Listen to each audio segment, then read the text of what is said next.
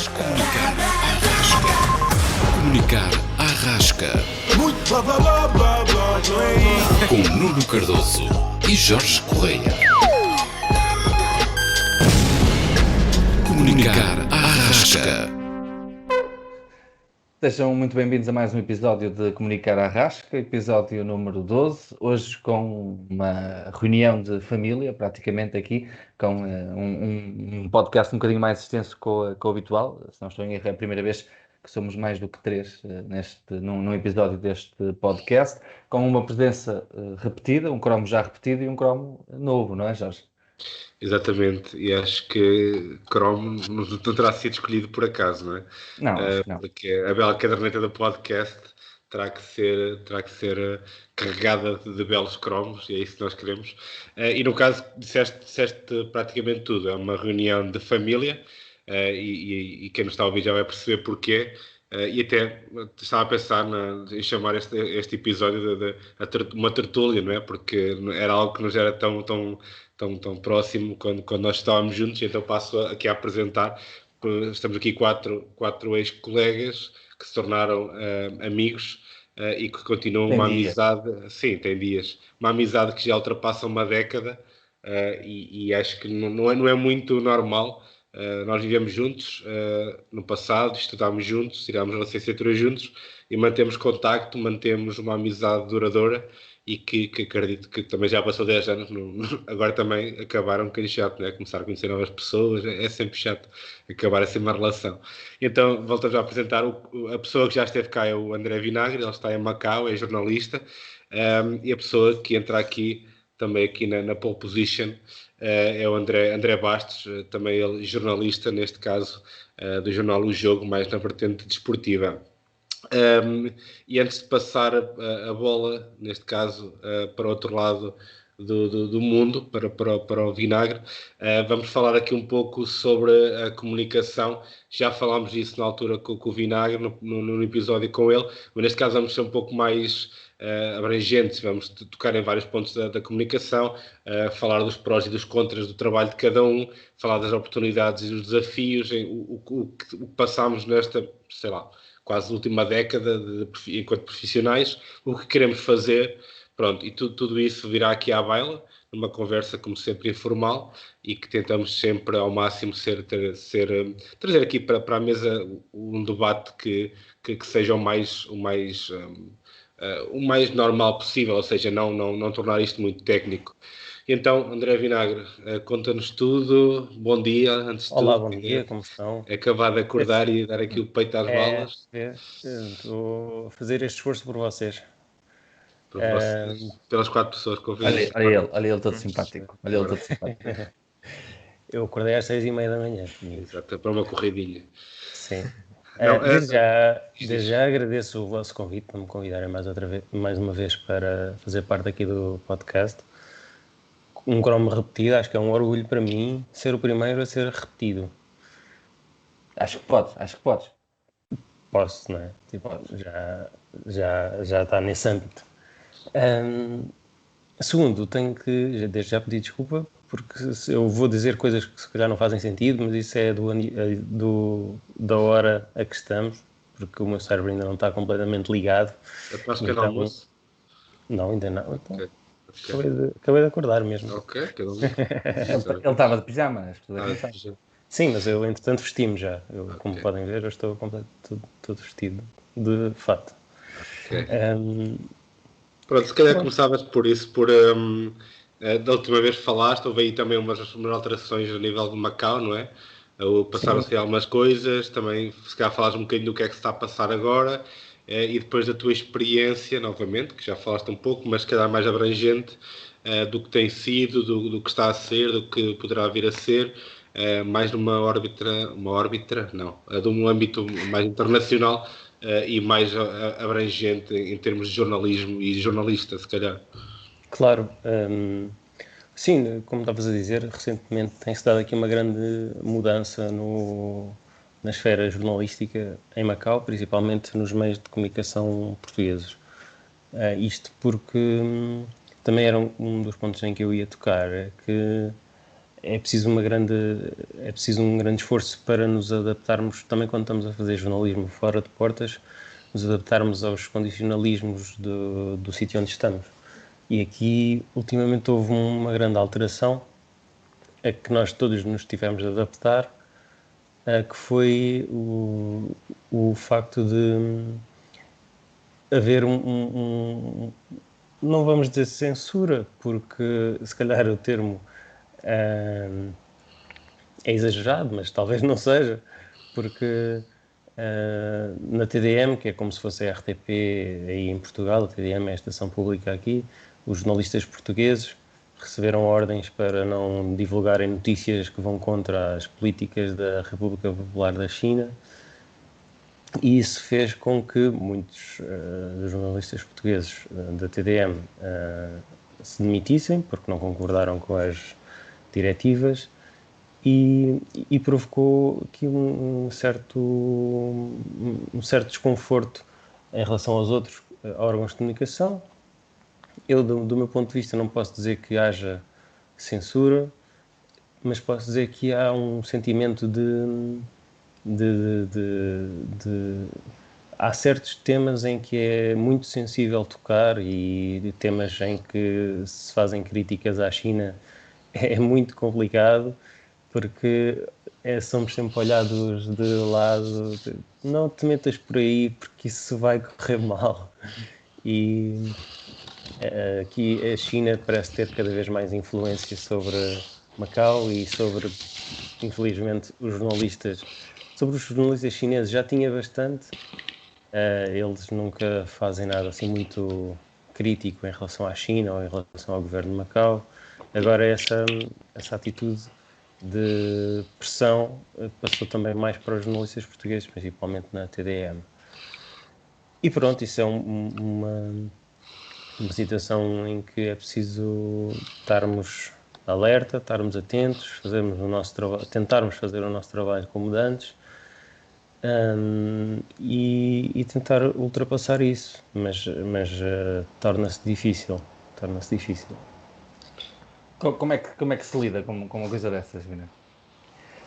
É como eu te disse, da minha parte nunca senti assim nenhuma pressão forte, quer dizer, percebe-se no acesso às fontes. Portanto, é muito complicado falarmos com alguém que tenha uma opinião crítica em relação à República Popular da China, porque as pessoas têm medo de falar, porque sabem que se falarem, depois no dia a seguir no trabalho, se calhar vão ser olhadas de lado, postas de parte, quem sabe despedidas pela opinião que partilharam.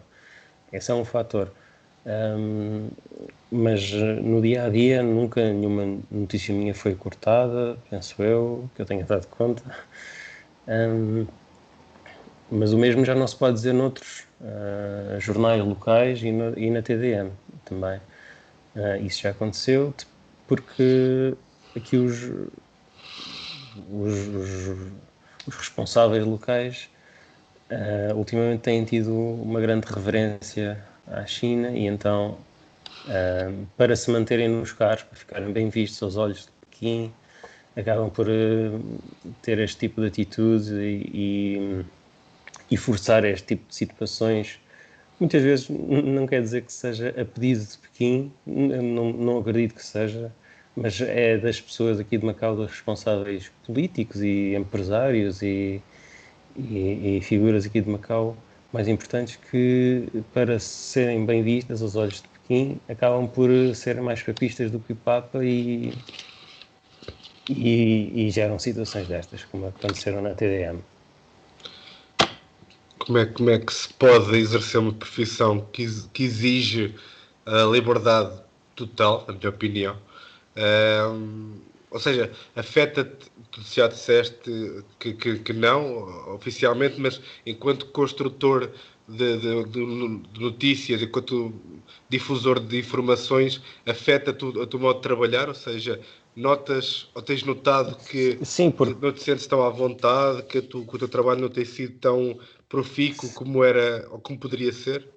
Sim, porque isso depois acaba por criar na mente das pessoas e dos jornalistas uma ideia de que uma ideia de medo, uma ideia de se eu escrever isto, será que vou ter consequências negativas para mim? Será que posso ser chamado a atenção? Será que posso até ser despedido por causa desta notícia que eu escrevi? E isso gera um sentimento de autocensura entre os jornalistas. Eu não digo que esteja implementado, mas isso é subconsciente, não é? Influencia Nós sempre. influencia sempre de alguma maneira. Pensamos sempre se isto que estamos a escrever pode ser prejudicial. E só o facto de pensarmos isso, já estamos a fazer censura a nós mesmos. Portanto, já está neste ponto e não vejo maneira disto melhorar, porque não volta atrás. Pois, Mas surpreende-te esta atitude? Surpreende-me a velocidade com que isto se deu, porque há cerca de da última vez que falámos aqui no podcast não havia notícias sobre censura, não havia este tipo de questões. Isto nos últimos 2 meses ou 3 adensou-se bastante com a situação na TDM, mas não é algo que me surpreenda por aí além, porque este era o caminho que estávamos a levar. Macau faz parte da República Popular da China e toda a gente sabe que a República Popular da China é um Estado autocrático, não é? Estado que muito grande, em super desenvolvimento e que quer controlar o máximo possível as massas e, portanto, o jornalismo e a comunicação são uma ferramenta fundamental para isso.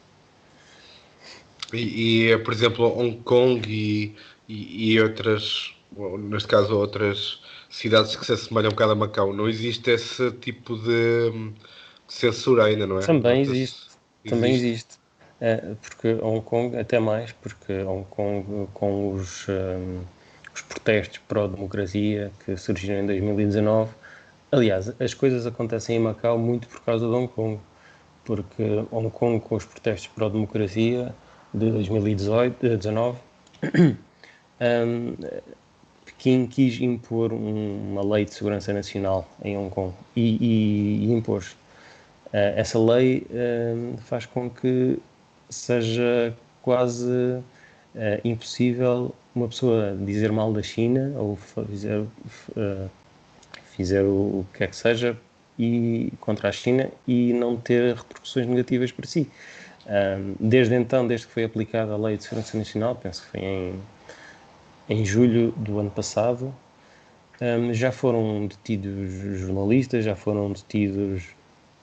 foi detido um diretor de um jornal, já foram feitas rusgas a jornais pró-democracia e Macau, os responsáveis de Macau olham para Hong Kong, veem que isso está a acontecer e impõem as suas regras em Macau, ou seja, aqui não se vai passar nada disso porque aqui Macau é bem comportada e então não é preciso impor-se lei de segurança nacional. Portanto, o efeito vem muito através de Hong Kong e daquilo que se passa em Hong Kong. Hong Kong, infelizmente, uma metrópole mundial e parece que está condenada a ser só mais uma cidade da China sem grande valor. Não se está a valorizar Hong Kong e Macau por consequência. É uma situação um bocado complexa de lidar, principalmente numa profissão como a nossa. Muitas vezes até acontece de forma encapotada e de forma mascarada, mas neste caso é de uma forma um bocadinho mais direta, não é? É, cada vez mais direta. A maior parte ainda sente as coisas de forma encapotada, mas parece que é cada vez mais direto. Sim. Não sei se nos queres contar mais alguma coisa, Binar, sobre a tua experiência. Já falaste aqui um bocadinho no primeiro episódio sobre como é trabalhar no exterior. Não sei se... Sim, correndo o risco de me repetir, pronto, posso contar que isto também é difícil para quem vem fazer jornalismo para uma terra estrangeira, não só a nível da comunicação, como falámos da última vez que falámos, ou também também relativamente a este tipo de situação de censura que acabei de falar agora, mas também, por outro lado, em relação ao conhecimento geral da cultura geral da cidade onde estamos. Por exemplo, eu antes de vir para aqui, antes não, mas quando cheguei tive de aprender os nomes dos políticos, os nomes das figuras públicas de Macau, e isso é muito complicado. São nomes chineses e muitas vezes eu nem percebia bem se tratava de um nome de um homem ou de uma mulher. Entretanto, já consigo conhecer quase toda a gente, mas isso é um choque inicial porque em Portugal, fazer jornalismo em Portugal, pronto, conhecemos mais ou menos o nome dos intervenientes, sabemos quem é o António Costa, o Marcelo, quem quer que seja, mas depois vir para uma outra cidade em que não se conhece ninguém exige um esforço adicional para conhecermos as pessoas. Aqui os nomes também são complicados de perceber, os nomes chineses são complicados de perceber se são homens, se são mulheres. Se leres um nome não vamos saber se são homens, se são mulheres. Portanto, também era difícil estar a construir uma notícia à volta de uma pessoa que não sabes se é homem ou se é mulher sequer. É só um exemplo de uma Sim. dificuldade que se encontra aqui. E imagino que isso só quase que aumente a tua vontade de voltar para Portugal ou de sair, pelo menos, de Macau. Sim, claro, tipo, aquilo que eu penso é que a curto, médio prazo vou querer voltar, ou seja, nos próximos, não sei, mas apontando para os próximos 2 a 5 anos, não penso ficar mais tempo do que isso. Pronto, são aqueles condicionalismos em que uma pessoa tem de se adaptar e pensar bem se realmente quer ficar aqui, se faz sentido ficar aqui e se continua a compensar. Para já, acho que continua a compensar, mas penso que vai chegar um ponto em que vamos estar já saturados e as pessoas começam a abandonar. Já foram várias as pessoas que saíram de Macau para voltar a Portugal e eventualmente isso vai acontecer comigo nos próximos 2 ou 5 anos, não sei. Daqui a 5 anos estamos aqui a gravar outra vez o podcast e eu estou a dizer que vou ficar aqui mais 10. Episódio 1500. Sim. E com 87 anos, a dizer, daqui a 2, 5 anos, eu estou a pensar a voltar. Exato. Há essa possibilidade. Já Portugal pertence à China e tu queres voltar para Portugal. Sim, se calhar. Não sei, Nuno, se calhar passámos então para o nosso segundo ilustre convidado. Quem é? Ainda não ouvias. Não, porque é uma pessoa que está a pensar e vai-nos trazer aqui muito sumo. E então eu convidava então o nosso colega admirável André Bastos, jornalista do jornal O Jogo, a também ele partilhar aqui uma vertente que é um jornalismo desportivo, uma vertente mais nacional, uma vertente até às vezes europeia, e um acompanhamento praticamente diário de uma realidade que em Portugal ainda é muito, aliás, será uma das partes jornalísticas mais acompanhadas, não é? E então falar um bocado da experiência dele, o que é que tem notado nas alterações desse jornalismo, o que é que acha para o futuro. Por isso, André Bastos, o palco é teu, bem-vindo. Brilhante. Olá, antes de mais obrigado por se ter lembrado de mim. É sempre um prazer ouvir as vossas conversas e fazer parte delas neste caso. E eu começo por dizer que quando terminamos o curso fiz um estágio no Record, depois tentei outro no Jogo e depois foi-me proposto de ficar lá como colaborador e eu aceitei esse desafio e até agora mantive-me lá. Comecei por fazer o Arouca, que na altura subiu à Primeira Liga. Depois passei para o Feirense e, entretanto, também foram-me dando mais trabalho de acompanhar os clubes que estão em baixo, mas têm algum mercado no jogo e podem subir para as divisões profissionais, como foi o caso do Lourosa, ou também Sanjonense. São clubes que também ficam relativamente perto da zona onde eu vivo e por isso também os costumo cobrir de vez em quando.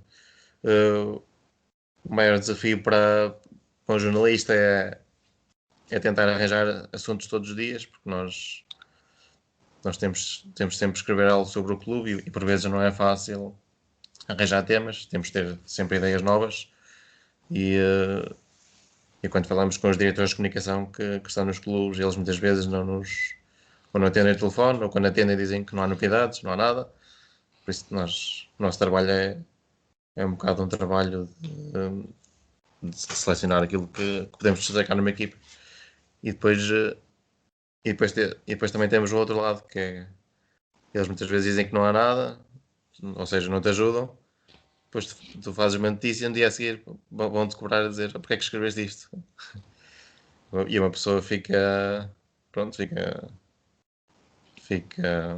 bocado revoltada com esse tipo de comentários, porque no dia anterior não te disseram nada e sabem que tens que escrever. E pronto.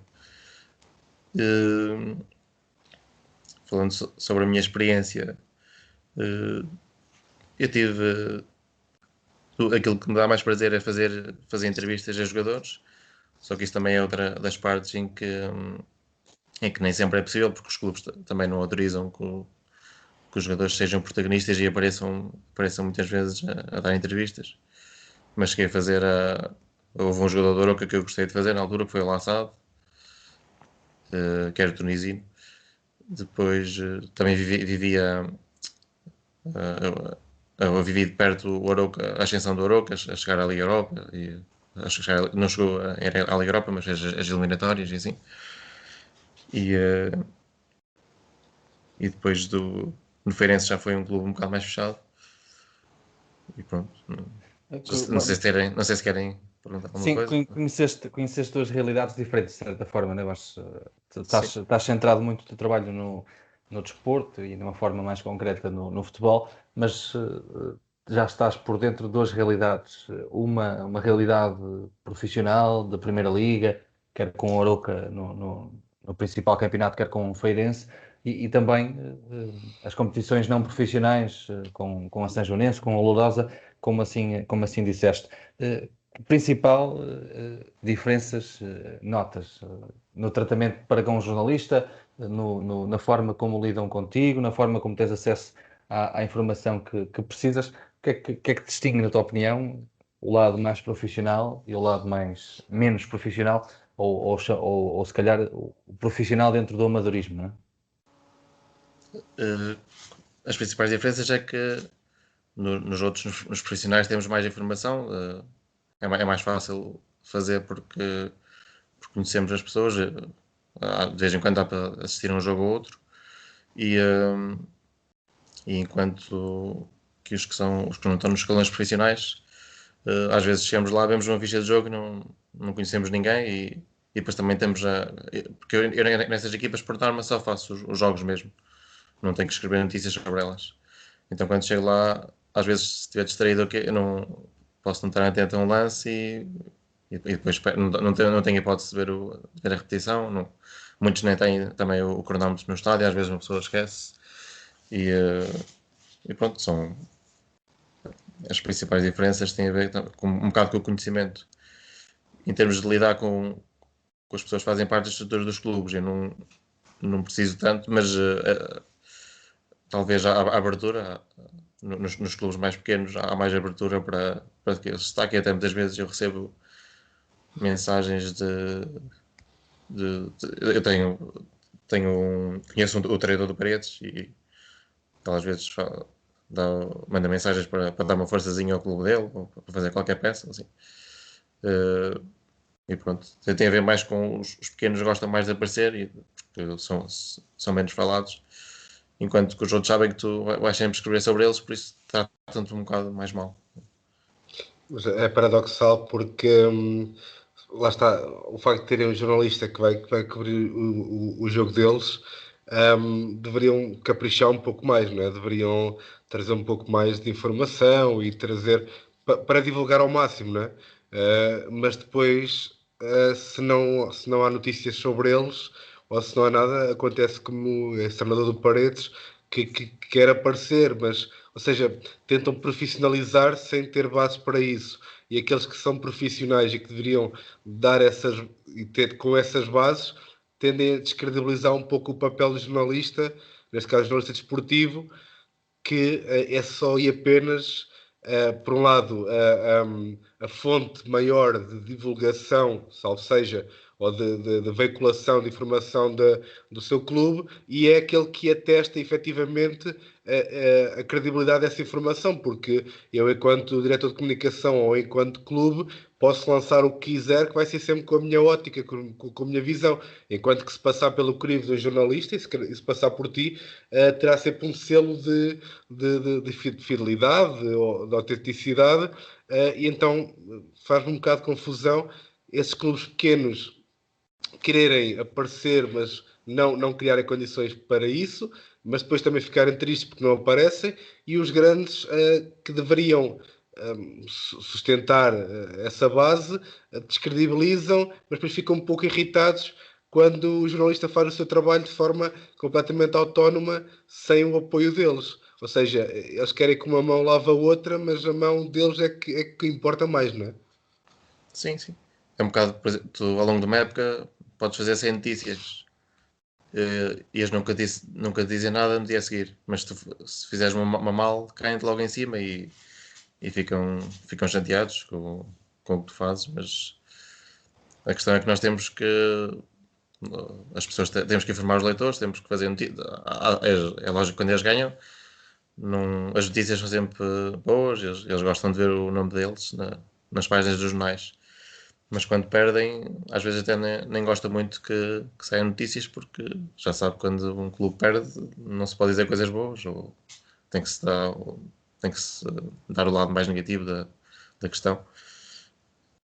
Mas também é uma forma de pressão de assessores para com os jornalistas. Era isso que eu ia perguntar. Determinado tipo de notícias. Sim, eu no caso eu de Feirense vivi duas realidades, porque eles, quando eu entrei para lá,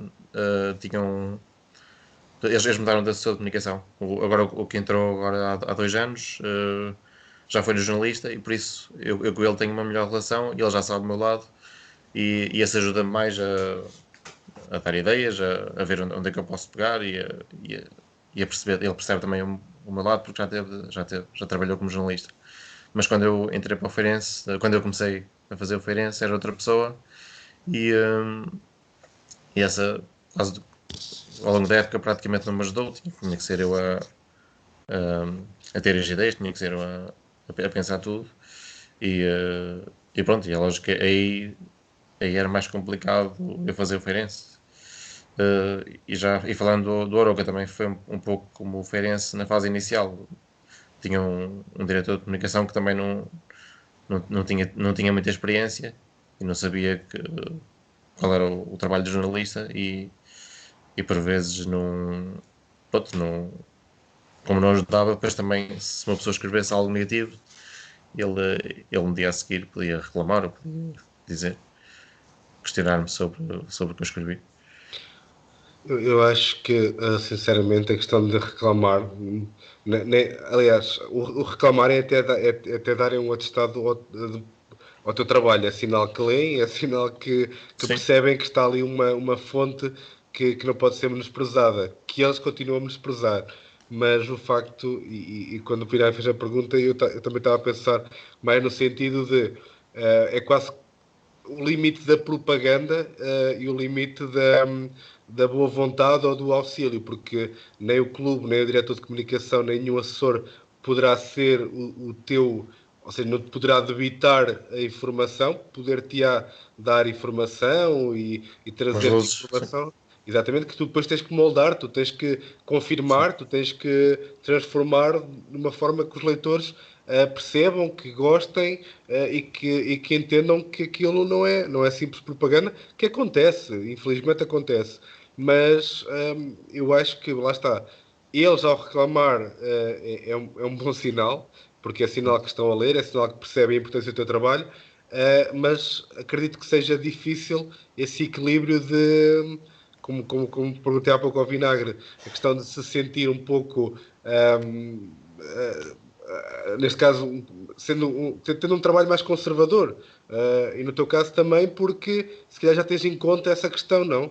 Um clube que tem muitas derrotas e tu vais falar ainda vais tocar mais na ferida, porque tens que tocar.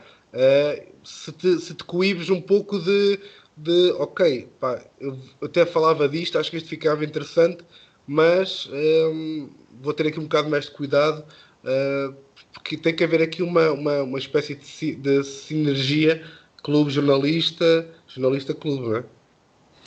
Sim, sim. Eu, no fundo, também, quando estou a cobrir um clube, eu torço, entre aspas, um bocado por eles, para que eles ganhem, porque se eles tiverem sucesso, é sinal que eu também vou ter mais assuntos para falar, vou ter outros palcos, vou ter mais destaque e posso crescer também e sou mais visível, assim como o clube.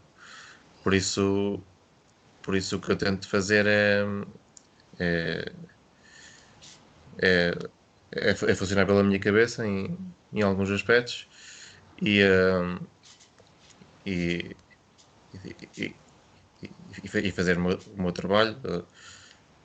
Por exemplo, no Feirense, no Feirense eu não senti tanto essa.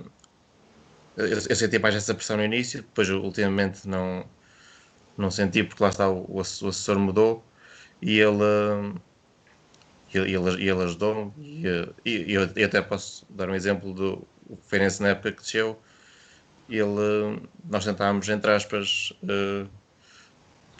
procurar aspectos positivos mesmo nas derrotas, ver, por exemplo, a estatística da equipa, se tinha feito mais remates neste jogo, se estava mais próxima de, de empatar ou até ganhar. Tentar não martirizar tanto o resultado final dela. Camuflar um pouco, digamos. Ok. Só para perguntar, o teu futuro achas que é no jornalismo desportivo? É essa área que te vai continuando a encantar? Que já pensaste eventualmente mudar de ares? O que é que te vai um pouco na cabeça para fazer aqui um bocado um balanço para o que aí vem? Não, como vocês sabem, eu trabalho no jornal, mas sou colaborador, eu trabalho em part-time. Uhum. Tenho outro trabalho, que é, digamos, o meu trabalho principal, que é trabalho no supermercado. E eu faço isto mais com uma paixão, um hobby, só que também é bom porque estou a fazer algo que gosto e sou pago por isso. E por isso, enquanto der, eu vou tentar manter-me lá.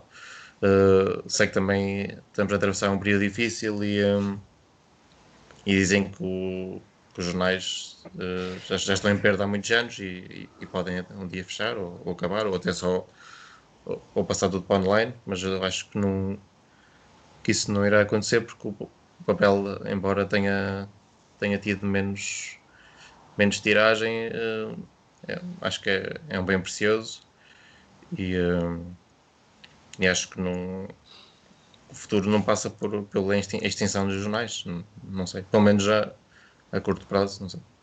E pronto, enquanto eu puder vou tentar manter-me lá. Depois, por exemplo, agora com a pandemia, e com os layoffs, os jornalistas foram reduzidos também.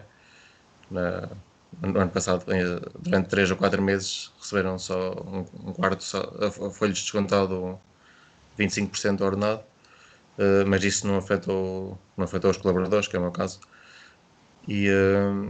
mas recentemente tive 2 meses com salários em atraso, só que felizmente agora em maio eles pagaram o que estava em atraso e as coisas acho que já voltaram à normalidade.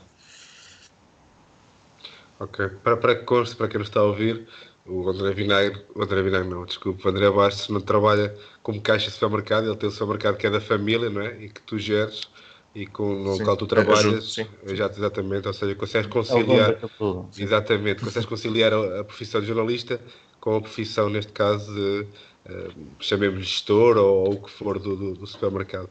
Já agora faz publicidade. Sim, Supermercado Bastos, Bastos, é? Bastos, em Loureiro. Em Loureiro. Oliveira dos Meios, ao pé da igreja, Quem estiver perto, vá lá comprar. não tem que me enganar. Aliás, Quais são as promoções desta semana? não é isso, não acho malta, porque o nosso podcast ainda não foi patrocinado. E entretanto Pois temos é. aqui uma empresa, E há aqui empresários. temos aqui um empresário em nome individual que poderia muito bem chegar-se à frente e sim, poderíamos falar todos os dias, todas as semanas das promoções. Sem problema algum. E Aveiro é o distrito com mais ouvintes, mas isto sou eu a Essa é uma falar, sugestão. só uma sugestãozinha. Não, Será um caso a analisar. ok, boa. Pronto, então se calhar o Nuno fecharia aqui em beleza a questão do jornalismo, ele já falou, aliás, nós vamos repetir sempre, o que é bom também para termos as ideias sempre bem trabalhadas e no sítio certo. Se calhar não também trazer aqui a sua experiência a nível de jornalismo, também várias vertentes, numa ótica mais regional. E também demonstrar o que é ser jornalista nesse sentido. Sim, muito bem. Eu acho que antes de mais, dar os parabéns aos autores deste podcast pela escolha do tema, que acaba por, e também graças aos intervenientes que aqui temos, acaba por nos conseguir trazer, dentro do jornalismo, e não só, mas olhando agora para o jornalismo, 3 visões completamente distintas, né? De Vinagre, um trabalho no exterior, o de Bastos, um órgão nacional e mais dedicado ao desporto. Eu venho aqui falar um pouco da questão do jornalismo regional, como tu disseste, e depois do facto de um jornalista de âmbito regional ter uma necessidade muito grande de ser muito flexível em termos de capacidade de trabalho. E o que quer dizer com isto é, essencialmente, que eu tenho que ser jornalista de rádio, tenho que fazer peças escritas, tenho que ser jornalista para online, tenho que ser fotógrafo, técnico de som, editor de vídeo, ou seja, acaba por ser uma abrangência muito grande e acabo por não ser só jornalista. Num mundo perfeito, todos os órgãos de comunicação social tinham cada macaco no seu galho, né, como se costuma dizer, mas no jornalismo regional temos que nos adaptar um bocadinho àquilo que é necessário, temos que ser muitas vezes os bombeiros do órgão para o qual trabalhamos, e isso acaba por ser, obviamente que tem dias que é um bocadinho mais saturante, mas acaba também por ser benéfico, por outro lado, porque dá-te uma bagagem um bocadinho, não digo maior ou melhor, mas digo diferente do que te dá o jornalismo nacional, sendo que a nível nacional tens uma bagagem, lá está, não melhor nem pior, mas diferente e de outro âmbito. No entanto, há uma coisa que eu acho que é comum aos 3, e que eu me identifiquei com aquilo que vocês aqui falaram, que é a questão das tais pressões que há sempre, encapotadas ou não, muitas vezes muito pouco encapotadas, de forma muito direta, com críticas ao trabalho que tu fazes, porque nem sempre acham bem que tu digas mal ou bem, ou quer que seja que uma notícia saia cá para fora. O acesso às fontes, por vezes, quando os assuntos são um bocadinho mais incómodos, fecha-se um bocado mais, e sente-se isso essencialmente em termos políticos aqui, obviamente, neste contexto, porque em termos esportivos a realidade já é um bocadinho diferente. Os clubes abrem-nos as portas todas que tiverem para nós irmos lá fazer reportagens, fazer os relatos dos jogos, o que for necessário. Descobri também algo que eu gosto muito de fazer, que é ser relatador de futebol, que não me imaginava a fazer, através da rádio, mas lá está, os clubes abrem-nos completamente as portas, oferecem-nos tudo e mais alguma coisa, porque têm esse gosto em ser noticiados, em que os jogos sejam relatados, em que as notícias sobre esses clubes saiam nos jornais e nas rádios e nos nossos órgãos, e isso é muito enriquecedor e é muito. Acaba por dar algum gosto ao trabalho que tu fazes. É um bocadinho. São realidades muito distintas, e acho que o que este podcast vai ganhar hoje é mesmo isso. Dentro do jornalismo, além da área dos Jorge, também já lá vamos, mas dentro do jornalismo são três visões muito distintas, mas que em pontos centrais acabam por se, por se juntar, de certa forma, né? Isso acho que é o mais rico do que falamos até aqui, que acaba por ser isso. Sim, e eu reparo que, pronto, vocês os três têm sempre esse ponto em comum que deverá ser transversal à profissão de jornalista, é essa quase pressão, essa quase autocensura, porque lá está, é uma profissão tão rica que eu infelizmente não me revi, e ainda bem, porque seria um mau jornalista. Mas é uma profissão tão rica e que merece esse respeito, que é algo que toda a gente precisa, toda a gente quer, toda a gente gosta de aparecer, gosta de ser, ter algo, um conteúdo bem estruturado e, obviamente, que fale bem, não é? Ninguém gosta que seja mal falado, mas a sociedade depois não está pronta para o reverso da medalha, que é, ok, isto implica não só falar bem, senão é propaganda, não é? Tem que haver aqui uma percepção de quando as coisas estão mal, tem que se falar mal. E não é porque o jornalista gosta de falar, ou neste caso, no vosso caso, não é porque vocês gostem de falar mal, é porque Às efetivamente vezes há gosto. dá gosto, acredito, mas é porque tem que ser, e é porque vocês têm um código deontológico e ético, e são pessoas com essa ética de perceber que quem vos está a ler é quem vos paga o salário, não é? À partida, e é quem quem vos dá um selo de qualidade enquanto profissionais. E faz uma confusão enorme existir esse estigma da sociedade para com os jornalistas de perceberem a sua utilidade, a sua validade e o seu valor quando necessário ou quando eles aparecem e fazem um ótimo trabalho para nós, mas também depois esquecemos que eles têm que fazer o resto, porque senão, se fosse tudo bom, não havia jornalistas, havia uma máquina volta outra vez, de propaganda. E perceber que toca nessas três realidades, e volto também a referir as palavras do Nuno, acho que é a primeira vez que num podcast ou num programa assim se consegue tocar três realidades de comunicação social tão dispares e tão parecidas, com três tipos de jornalistas tão diferentes. E acho isso ótimo conseguir juntar aqui três testemunhos, mas acho mesmo que a profissão de jornalista, não sei qual é a vossa opinião, porque também não existe, a classe se calhar também não se agrega, não se junta para combater isso, ou quem representa a classe, ou quem deveria representar a classe, ou os meios de comunicação social, chegaram a um ponto que já não lutam, não sei, mas acho que é mesmo isso, está-se a tornar uma profissão cada vez mais necessária, mas cada vez mais as pessoas vandalizam ou banalizam quando eles fazem um bom trabalho, mas que não é aquele que nós queríamos que fosse feito, não é? Não sei.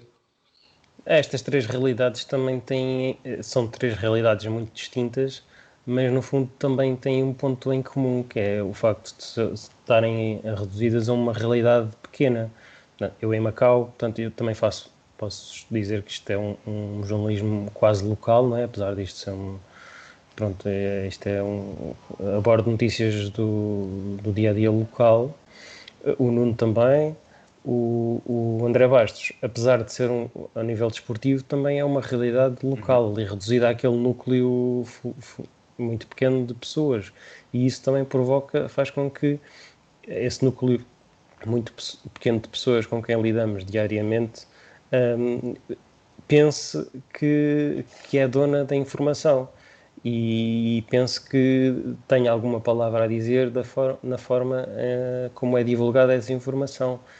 Isso é uma coisa que temos de lutar todos os dias contra isso e tentar perceber às pessoas que a informação não é delas, a informação não é nossa, a informação está no ar e o jornalista só existe para divulgar a informação que existe, mas nada.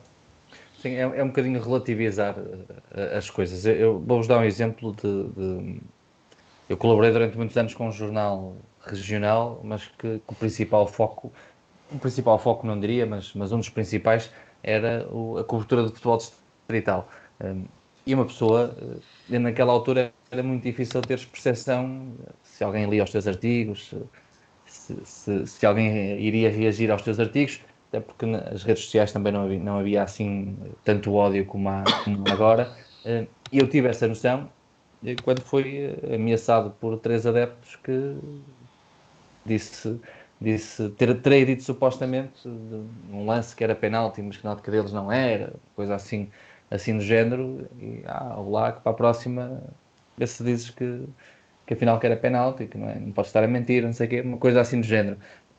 E eu relativizei aquilo no sentido vi o lado bom daquilo, que é, bem, afinal, pelo menos estes três melros que aqui estão leram o que eu escrevi, portanto já me sinto realizado. Agora, obviamente que a nível, com o Bastos, acredito eu que os adeptos não ameacem de porrada, mas lá está, é outro tipo de questão. Às vezes dava jeito, não é? Já te ameaçaram, Bastos? Não, felizmente nunca foi algo desse tipo de injúrias. Começa a meter fotografia nos artigos. Tem que ir com escolta policial para o estádio. E não diz isso e com razão. Eu também noto aqui 2 pormenores na altura em que queria ser jornalista. Um deles foi no projeto de Futebol Portugal, que eu e não fizemos parte, um site em que partilhava quase como que um órgão de comunicação social oficioso. Quando nós escrevíamos, quase uma forma mais profissional, mas sem receber nada, eu pensava, ok, ninguém está a ler isto. Até que escrevi qualquer coisa, salvo erro, sobre o Chelsea, uma coisa assim, e recebi um comentário de alguém a dizer: este burro, quando escreve sempre não sei o que é e não sabe o que diz. Ou seja, quer dizer que ele já leu mais coisas minhas. E então, quando eu digo aquilo do Bastos, que é um selo de valor quando alguém critica, é porque lê, é porque percebe que aquilo mexe com alguma coisa, porque se fosse algo fantasioso ou algo estapafúrdio, ninguém iria dizer nada. Agora é porque aquilo mexe em alguma coisa e as pessoas, infelizmente, nós damos mais valor ao hate, mas é aí que nós vemos que temos valor. E outro caso foi quando eu trabalhava no Jornal Tribuna Desportiva e na Rádio RCB. Houve um jogo em que era um jogo de júnior, salvo erro, nacional, em que era para a subida para o nacional, ou melhor, para a manutenção, e o sargento da GNR não me deixou entrar ao fim para cobrir o evento, ou seja, acabou o jogo, eu estava na cabine e não me deixou ir para o relevado para fotografar e para falar, porque sim, porque pode, não é? E então eu escrevi uma caixa a destacar isso. Sargento da GNR impede jornalista de entrar e o meu na altura o chefe disse: você vai arranjar complicações, você está a ser estúpido, não sei o quê. Eu disse: ou seja, estou a ser estúpido por dizer algo que aconteceu. Ou seja, eu não consegui cobrir o evento ao fim eu disse-lhe: olha, se você não quiser cobrir, você não quiser colocar, está à vontade, mas foi isto que aconteceu e eu paro de escrever e de ir fazer estes jogos porque não faz sentido. E ele lançou e acho que recebeu uma chamada qualquer, não sei o quê. Portanto, é para vermos que é preciso coragem para ser jornalista, é preciso coragem para seguir o código deontológico e para ter ética de fazer as coisas bem, sejam elas positivas ou negativas. E isso é muito difícil de ter em muitas profissões, e a de jornalismo é aquela que se calhar está lá no topo para se conseguir. Daí o valor que ele tem e que as pessoas muitas vezes esquecem. Muito bem, eu por mim chego a falar de jornalismo, porque falo com ele o dia todo. Exato.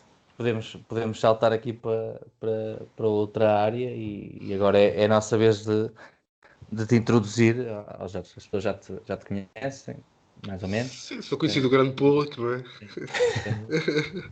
Portanto, o que é que pergunto-te, a pergunta do costume, o que é que nos trazes hoje? Não,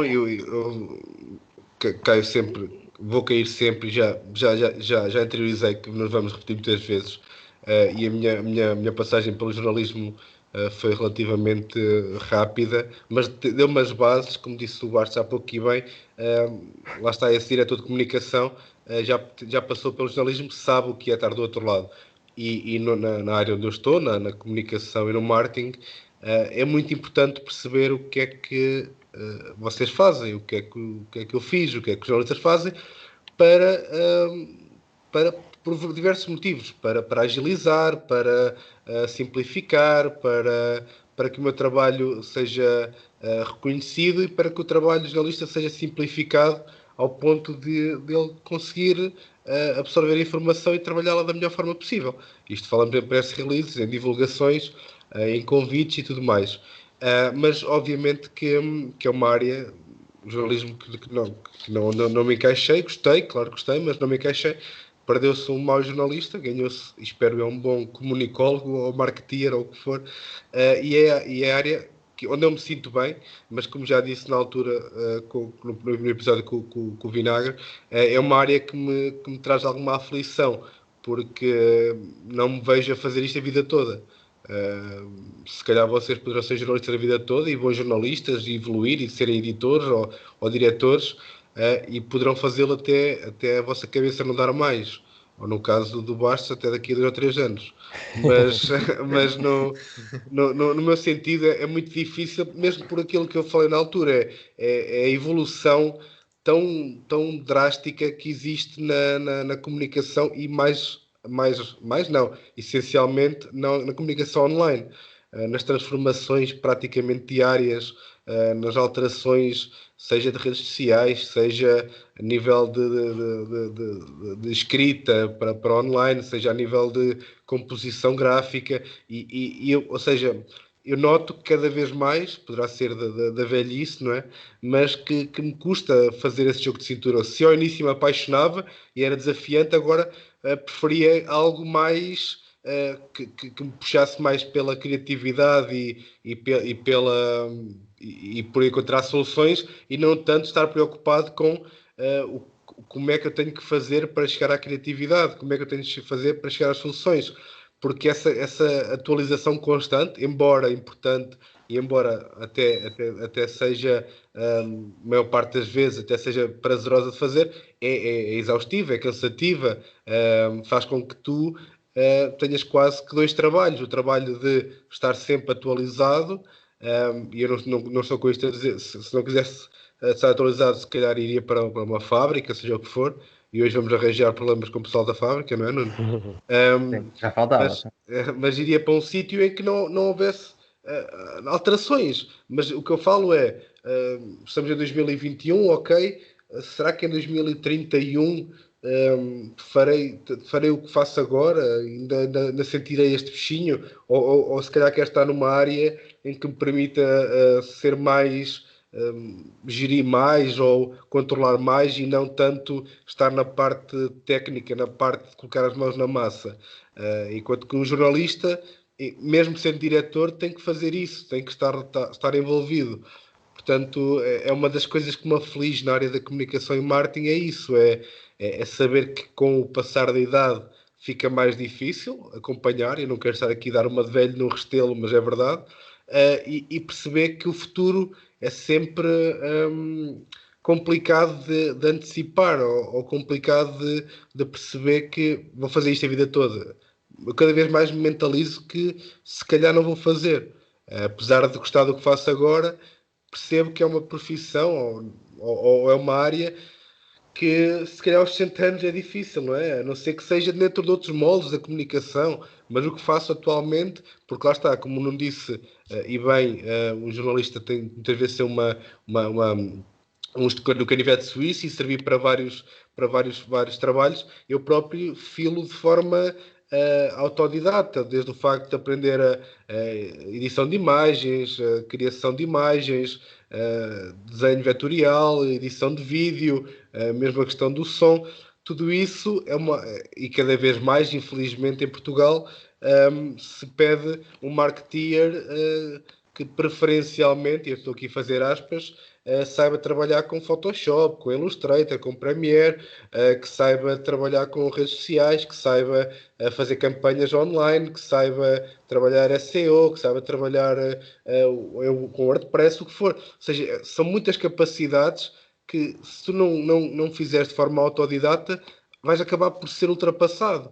Porque as novas gerações, eu noto cada vez mais, se calhar não têm um pensamento criativo e conseguem solucionar como nós, ou como a minha geração e a vossa, mas que se calhar já vêm com esses apetrechos todos de pá, nós fazemos, nós conseguimos, dentro os cursos agora também estão mudados, não é? Já trazem também esse tipo de coisas, e nós podemos trazer aqui exemplos pessoais que nós demos, sei lá, a edição de vídeo na licenciatura, e acho que quase ninguém aprendeu nada, não é?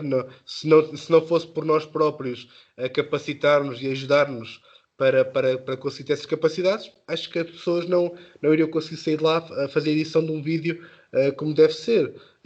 Portanto, é mais nesse sentido de a profissão gosto, é desafiante, é algo prazeroso, mas o maior problema para mim é a profissão a longo prazo. É perceber que, efetivamente, se calhar, e cada dia que passa, percebo que não é isto que vou fazer a vida, e ainda bem, é sinal que estou a pensar noutras coisas, mas que não estou desmotivado. É quase aqui um paradigma engraçado, que sei que não vou fazer isto a vida toda, mas gosto do que estou a fazer agora. Mas começo a ter consciência que não vai durar, porque não pode durar. Uma pessoa de 60 anos não pode estar a fazer o que eu estou a fazer agora, de estar nas redes sociais, ou não pode, ou melhor, é mais difícil de acompanhar este ritmo frenético que já existe agora e que daqui a 20, 30 anos acredito que seja uma coisa colossal, e que envolva novas tecnologias e que envolva tanta coisa que o próprio cérebro não consegue acompanhar. E então é mesmo isso, é procurar um caminho dentro da comunicação e do marketing que nos permita aprender, que nos permita capacitar, atualizar, e fazer um bom trabalho, mas perceber que esse bom trabalho tem os dias contados, não queria dizer isso, mas tem uma data de validade para ser um trabalho a topo, porque acredito que lá está, com o passar do tempo, ou nos adaptamos muito bem, ou também depende do sítio onde estivermos. Eu falo no sítio onde estou agora mesmo, mais na área de investigação e ligado à universidade e a projetos em que obriga mesmo a um jogo de cintura que a minha bacia não vai aguentar, acho eu, daqui a 20, 30 anos. Portanto... Então daqui a 20, 30 anos, o que é que tu vês a fazer? É isso. Agora o próximo desafio será esse. Eu começo a achar que os 30 estão a fazer mal aos velhos. Não é. Mas quando falas em mudança, tens alguma ideia do que gostavas de fazer? A proxeneta é um pouco que eu gostava. Não, sinceramente não sei. Sinceramente é algo que também não quero pensar muito, porque senão depois começa a entrar na cabeça e começa a fazer com que te distraias um bocado. Mas está aqui num quartinho guardado, mas será sempre algo um pouco mais tranquilo. Gosto muito da questão das raízes, não é? Do Portugal rural, e dentro disso tens muita coisa, porque, pronto, apesar de ter nascido numa aldeia e ter crescido numa aldeia, estou na vida citadina, já está comigo há algum tempo, e acredito que não é na vida citadina que eu quero estar a vida toda também. Então, se calhar mais nessa área de explorar a parte rural, que acredito que vai ser valorizada, e nós, no último episódio, e Nuno, vê como é que este podcast funciona tão bem, falámos do turismo rural, do turismo do interior. Há tanta coisa, desde a parte agrícola, à parte de alojamento, à parte de experiências, à parte de criação de valor. Quem diz interior, não precisa ser efetivamente no interior, mas perto da cidade, e acalmar um pouco o ritmo para que possa fazer algo que goste, porque também já decidi que não vou deixar de fazer algo que goste, e para que possa fazer algo bem feito. Portanto, vou-vos deixando sucessivos updates, caso eu mude, mas eu acredito que isto vai demorar, é mesmo a longo prazo, é um pensamento que está aqui, mas que não está no Definido. topo, não está no topo, nem vai estar tão cedo, mas que é bom ter noção disso para que não exista esta angústia de como é que vai ser quando eu tiver 60 anos e tiver a trabalhar em comunicação. Não, é perceber que vou ter que me adaptar dentro da comunicação e quando não conseguir adaptar mais vou ter que encontrar um novo caminho e pronto, e criar valor a partir daí como criei até agora, não é? E se um de vocês quiser vir para esta área, terei todo o gosto em ser o vosso tutor no futuro. Mas é mais por aí. Mas pronto, eu acho que também não vale a pena esgotarmos mais o tema, porque podemos voltar a falar nele. Acho que também o interessante era mostrar aqui as realidades, todos nós mostramos, de uma forma ou de outra, e também não nos perdermos, porque haveria muito a falar, não é? Mas acho que o essencial está aí. E se quiserem passar então para a próxima fase do podcast. Eu estou ansioso por saber as curiosidades dos nossos meninos. Pois é isso, nós convidámos os dois Andrés a trazerem uma curiosidade cada um. A semana passada eu e o Nuno fizemos quase como um quiz de curiosidades. Esta semana voltamos ao normal. Então se quiserem chegar-se à frente e passar aqui as vossas curiosidades para podermos comentar, seria Posso ótimo. Posso começar já eu? Claro. Eu mais uma vez aviso que a minha curiosidade não é nada de jeito, mas foi o que eu encontrei. Foi o que eu me lembrei, na verdade. Isso tem a ver com o nome do sítio onde eu estou, Macau, o nome da cidade. Dizem que tem a ver com o facto de há uma deusa taoísta que se chama Amá. E há uma baía aqui em Macau que tem uma estátua, ou que era visto como a baía da deusa Amá, ou seja, a baía Amá. E os portugueses, quando chegaram aqui, no século XV, penso eu, XIV, 16 na verdade, e chegaram e olharam para, disseram-lhe que aquela era a Baía Amá, e então em chinês a Baía Amá diz-se Amagao, e os portugueses adaptaram para Macau, Amagao, Macau. Outra teoria tem a ver com, é um bocadinho diferente. Há uma teoria também que diz que Macau se chama Macau porque quando chegaram os portugueses perguntaram aos chineses onde é que eles estavam, onde é que nós estamos? E os chineses responderam, o que é que estás a dizer? Ou seja, em chinês é qualquer coisa como Amagao. E os portugueses acharam que aquele era o nome da terra, portanto ficou Macau. Ok. Boa. Só Deus sabe. Sim. Não, acho... Ok. Pensei que fosses falar das patacas e tudo mais. Mas... Não, eu acho que isso já está muito batido. Não, mas eu gostava de saber quem é que foi a mesma pessoa que perguntou-se. Não sei, quem é que adaptou, quem é que disse, não, a partir de agora. Não sei, pois, olha, uma boa questão. O diretor de comunicação, na altura da Caravela, não é? Ok, boa. André Bastos, se quiser chegar à frente. Eu decidi centrar-me um pouco em Portugal e não sei se vocês sabem qual é a ponte mais longa da Europa. Não sabem? Ok, a trivia, sim. Ok. Não estava à espera. Ponte Vasta Gama? Não. Ele acertou. O Vinagre acertou já. Grande vinagre. Ele também está a jogar em casa, não é? Também perguntar isso a Lisboeta. Mas também é verdade. Então, um fizeram bocado... lá aquela feijoada enorme. Tem nada. mais de 17 metros. E pronto, 17 metros é uma ponte. 17 metros é muito pequeninha. 17 quilómetros? Não, olha, acho que é 17 metros de comprimento. Não, depois, sim, quilómetro. Tem razão. Pai, Vamos lá medi-la, vamos já lá medi-la. um autocarro da RCB ultrapassa a ponte. Engraçado era ele dizer isso, dizer, vocês sabem que é a maior ponte. A ponte mais pequena do mundo. Exatamente. E é essa ponta mais pequena do mundo. Não, mas ficámos com bom trivia. Pronto, e é isso. E passamos, já estamos com mais 1 hora de gravação. Passa rápido. Passámos então às recomendações. E se quiserem voltamos a fazer como começámos, com o Vinagre, o Bastos, Nuno e termino eu. Posso começar já assim? Pode sim. Muito rapidamente, a minha sugestão tem a ver com o meu tema também, e é um documentário que acho que está na Netflix, se chama Teenager versus Superpower. É um documentário sobre o ativista de Hong Kong Joshua Wong, que atualmente está preso.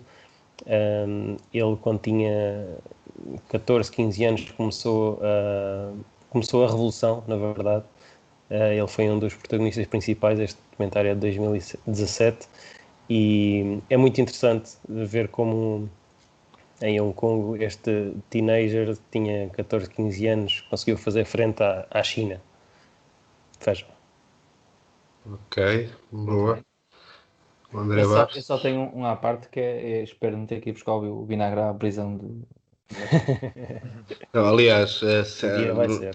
no momento em que fores preso por isso, vou pagar todas as comunicações contigo, não é? Tudo, claro. Sim, depois ainda é extraditado para cá ou uma coisa do género. Há algum avião meu que vai ser desviado para aí. Por isso, não te metas nisso. Não, eu estou sugadinho. André Bastos. Pronto, só para. Eu decidi manter-me novamente em Portugal e só para contextualizar um bocadinho. Eu esta semana estou de férias, tirei uns dias. Olá! E então Vais passear. estive num sítio que Posso nunca para fora tinha ido cá visitar. Estive num sítio que nunca lá tinha ido, que é o Portinho da Rábida, que situa-se no distrito de Setúbal, não sei se vocês conhecem. E fiquei um pouco encantado com as paisagens de lá. Tem lá um mirador com vistas muito interessantes, em que conseguimos ver a serra e a praia na mesma paisagem. É um sítio que eu recomendo a visitarem, quando quiserem. Muito bem. Muito bem. Guia Michelin por André Bastos. Não sei se vocês já conheciam ou não. Se calhar o Vinagre já. Sim, eu também por Eu acho conheci. que nunca lá fui. Por acaso não. Eu conheci. O Quando fiz a Vinagre costa, sempre morou muito longe, por isso é que nunca lá. Exato. quando Não fiz a fiquei Costa caminho. Alentejana, sim. Mas é sempre bom recordar. Nuno de Cardoso. Ora bem, eu vou fazer de Jorge e vou trazer um livro hoje. Isso é bom porque eu vou trazer uma música. Boa, Jorge. Conseguimos Não, trocar. não foi combinado. Ok? Não, por acaso não. Nada disto é combinado, infelizmente. Eu até quase já sei a música que tu vais trazer, mas já lá vamos. É um livro que eu já li há algum tempo. Eu tenho aqui, se alguém quiser ler, ele está um bocadinho mau estado, mas eu empresto, que é Os Filhos da Droga. É um livro severamente conhecido, é um testemunho muito forte, muito intenso e muito descritivo até, por vezes, de forma, se calhar, um bocadinho brutal demais, sobre o mundo das drogas e todo o impacto que o mundo das drogas pode ter numa pessoa e serve para vos avisar para não se meterem nisso. Tá? Posso só perguntar se leste e vais voltar a ler? Não, este não. Este só li e não vou voltar a ler. Acho eu. Não podias ter visto com outro tipo de olhos, que já é uma constante no podcast. O que é que queres dizer com isso? Não. Aliás, é até uma referência que os ouvintes gostam de saber o que é que tu viste com os teus olhos de adolescente e o que é que podes ver agora com os teus olhos de adulto. Não achei muita piada a isso agora. Já. Por hoje Pronto, passa.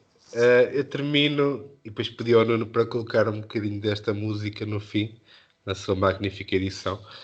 É mesmo uma música de um cantor que já está há uns 6 meses lançada, mas só no outro dia que eu vi, e que traz uma nostalgia e algo que já não sentia há muito, ouvir uma música. E o cantor é o Rogério Charras e a música é Quando Nós Fomos Velhinhos. E tem aqui uma parte, dizer só aqui que numa parte da letra que diz que se a pensão der para pagar e se o tempo nos chegar, vou levar-te de viagem, podemos ir num cruzeiro, ver os dois o mundo inteiro, nem que seja a outra margem, e tocar nos giradiscos aquela nossa canção. Será que a menina dança e me dá a confiança de pegar na sua mão? É uma canção que pode ter ali muitos clichês, mas a própria melodia e a música traz muito a alma dos meus avós, não sei porquê. Traz aqui uma coisa muito de miúdo, de criança, de perceber aquilo tudo e fiquei mesmo encantado com a melodia e com a música, e o Nuno depois poderá colocar um bocadinho e digo-vos mesmo que é mesmo uma música mesmo bonita e daquelas que me fez ouvir até ao fim com máxima atenção e não estava à espera. Portanto, Rogério Charrasco, quando nós formos velhinhos, e nós gostamos de ficar velhinhos, mas É o sempre... que eu digo, o Jorge está a sentir muitos 30 já. Mas sempre... Está muito melancólico. Não, está complicado. Pronto, e é isso. Nuno, se quiseres hoje faço As honras. Cicerone para a despedida. Sim, vamos ficar por aqui. Agradecer ao André Vinagre por ter acordado um bocadinho mais cedo. Agradecer também ao André Bastos por ter interrompido as suas prazerosas férias em terras portuguesas, como ele disse, para conversar um bocadinho connosco. A ti acho que não preciso de agradecer, Jorge, para não? Não.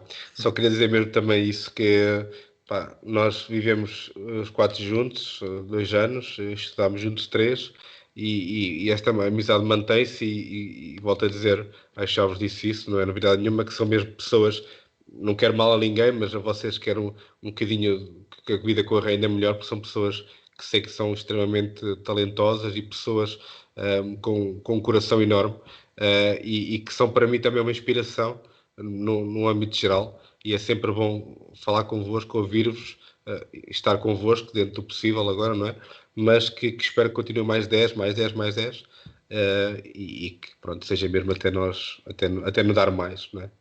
E é muito Agora, bom. aproveito também. Bom. Ai, desculpa. Não, Aproveito também para me despedir e para agradecer o convite e também para agradecer a vossa amizade ao longo destes mais de 10 anos. Tem sido muito giro. Esperemos que voltem, não é? Eu também agradeço esta oportunidade que me deram e espero que tenha sido produtivo. Foi ótimo. Pronto, malta, obrigadíssimo a todos e para a semana que ele está a ouvir haverá mais, e um abraço a todos, claro. Um abraço. Tchau. Um abraço. Tchau. É verdade, o Nuno decidiu poupar as minhas cordas vocais e automatizar esta mensagem de despedida. Podem então encontrar-nos nas redes sociais, em facebook.com/conrasca ou instagram.com/conrasca. Enviar um e-mail para conrasca@gmail.com ou então ouvir este ou outros episódios, comentar, bem ou mal, ou partilhar nas plataformas do costume Spotify, Google Podcast, rss.com e YouTube. Da nossa parte, agradecer estarem desse lado. Para a semana, mais conteúdos para vocês, porque sem vocês isto não faz sentido nenhum. Um abraço. Quando nós formos velhinhos, cá em casa os dois sozinhos, de pantufas e roupão, se ainda me deres ouvidos, vou buscar-te os comprimidos e cuidar-te da atenção. Se a pensão der para pagar e se o tempo nos chegar, vou levar-te de viagem. Podemos ir num cruzeiro, ver os dois o mundo inteiro, nem que seja a outra margem, e tocar nos giradiscos aquela nossa canção.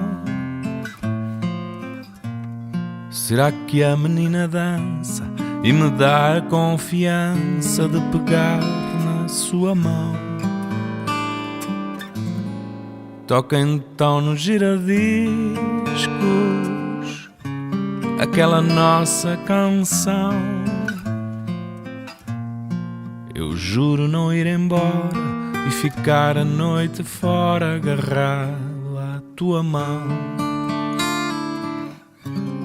Quando nós formos velhinhos e estivermos sentadinhos.